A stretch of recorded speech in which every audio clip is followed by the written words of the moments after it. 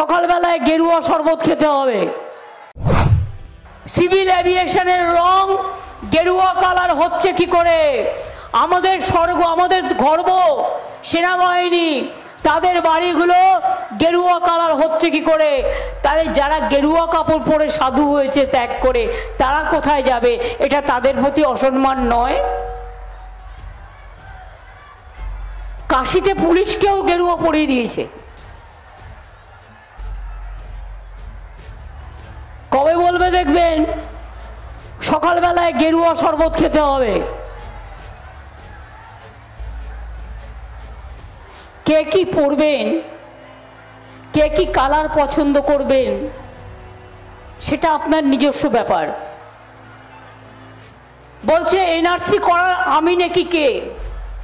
আমি নাকি কোন হরিদাস পাল? আমি বলি আমি হরিদাস পাল নয়, তুমি নয় গুরুদাস পাল।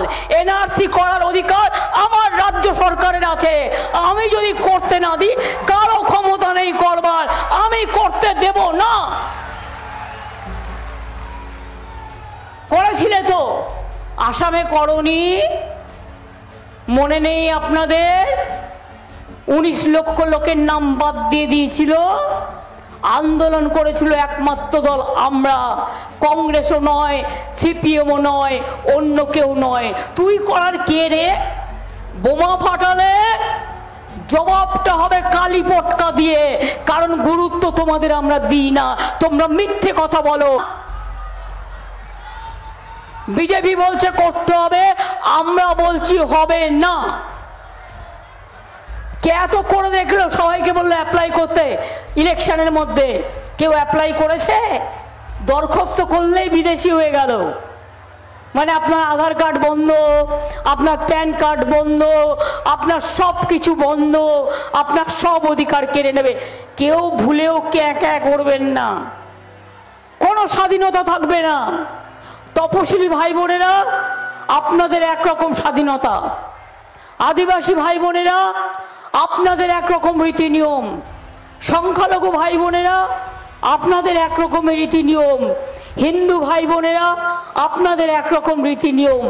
এক একটা ধর্মের এক একটা রীতি নিয়ম, সবটাই কন্ট্রোল করবে। আজকে যেখানে যেখানে বিজেপি ক্ষমতায় আছে, আমি এটা বলছি না যে মাছ মাংস ডিম আপনাকে খেতেই হবে, কিন্তু কে খাবে কি না খাবে সে নিজে ঠিক করবে, তাই তো? আপনি দুধ খান না, মাখন খান, ছানা খান, সোয়াবিন খান, বার্লি খান, দুধ খান, কেউ তো বারণ করেনি। যারা ভেজ তারা খাবে, আর যারা নন ভেজ, ভেজে বরঞ্চ খরচা বেশি হয়।